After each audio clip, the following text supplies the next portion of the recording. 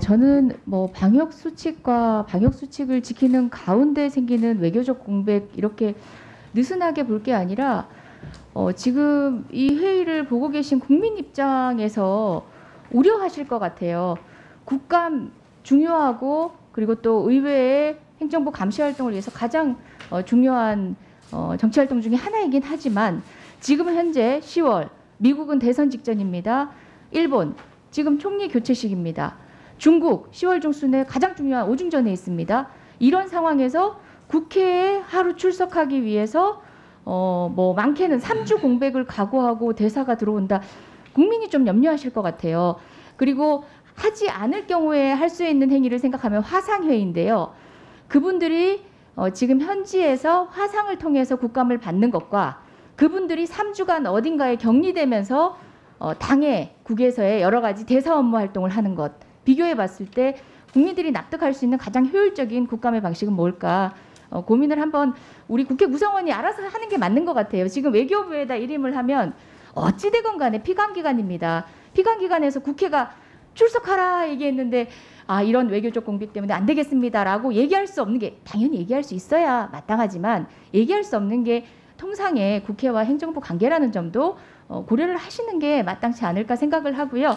특히 중국 같은 경우도 뭐 2주간 격리, 심지어 주 1회밖에 베이징으로 가는 비행기가 없는 상황에서 외교 공백을 최소화하기 위해서는 지방으로 가는데 그럴 경우는 지방에서 2주 격리돼야 되고요. 일본 같은 경우 지금 관계도 이런 상황이지만 대사가 모처에 2주간 필수 격리를 해야 됩니다.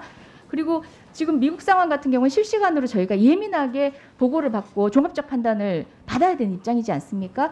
조금 의원님들께서 먼저 결심을 하시는 게 맞는 것 같아요. 여야가 합의했는데 라고 전달되면 행정부 입장에서는 굉장히 부담스러운 상황일 것 같습니다.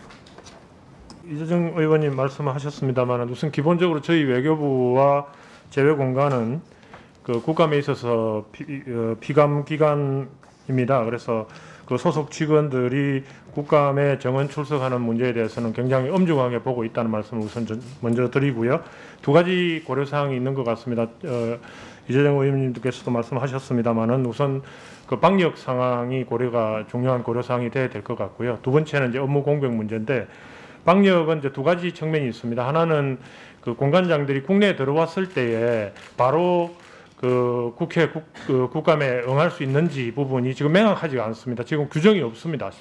그러니까 그 면제를 받아서 격리 면제를 받아서 바로 입국해서 그 국감에 임해야 되는데 그 부분이 규정이 명확하지 않아서 필요한 그 협의가 있어야 되겠다 하는 말씀을 우선 드리고요. 그다음에 이제 마치고 돌아가서는 국가마다 상황이 다릅니다만은 조금 전에 지적이 된 대로 일본하고 중국의 경우에는 14일 격리를 해야 된다.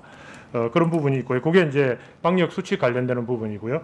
업무 공백과 관련해서는 미국 같은 경우에는 아시는 대로 이제 대선이 있어서 대선 직전의 시기고 중국에도 이제 공산당 오중전 대회가 있고 또 일본 같은 경우에는 총리가 이제 막 교체돼서 새 행정부가 꾸려지고 있는 그런 상황이라서 그 국내 국감이 중요하긴 합니다만은 공관 입장에서도 상당히 그 공관장이 자리를 뜨는 게 부담스러울 수 있다 하는 저희들이 판단을 하고 있습니다. 그래서 뭐 제가 드릴 말씀은 아닙니다만은 그 화상회의라든지 다른 또 그 창조적인 방법을 강구해 주시는 것도 좋지 않을까 하는 생각이 듭니다.